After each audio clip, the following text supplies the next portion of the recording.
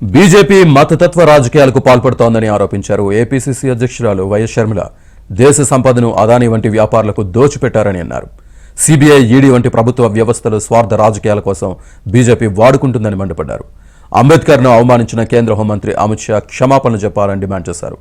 విజయవాడలో నిర్వహించిన జై బాపూజీ, జై భీమ్, జై సంవిధాన్ కార్యక్రమంలో షర్మిల పాల్గొన్నారు.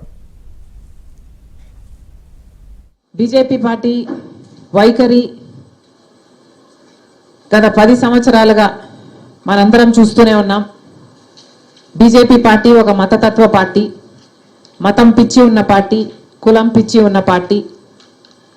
మతం పేరుతో, కులం పేరుతో ఎన్ని రాజకీయాలు చేసిందో దానికి బలైపోయిన ఎంతోమంది మైనారిటీలు, గోద్రా అయితేనేమి, మణిపూర్ అయితేనేమి, ఇలాంటి అన్ని చూడడం జరిగింది. బీజేపీ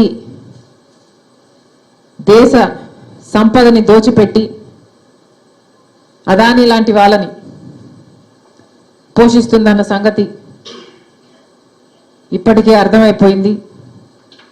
అంతేకాదు, ప్రభుత్వ వ్యవస్థలను, ఆఖరికి అది ఈసీ అయినా, ఆర్బీఐ అయినా, స్టాక్ ఎక్స్చేంజ్ అయినా, ఈడీ అయినా, సిబిఐ అయినా, ఇన్కమ్ ట్యాక్స్ అయినా, ఇలా ప్రతి ప్రభుత్వ వ్యవస్థని కూడా తమ గుప్పెట్లో పెట్టుకొని స్వార్థ రాజకీయాల కోసం ఎలా వాడుకుంటున్నారో చూస్తూ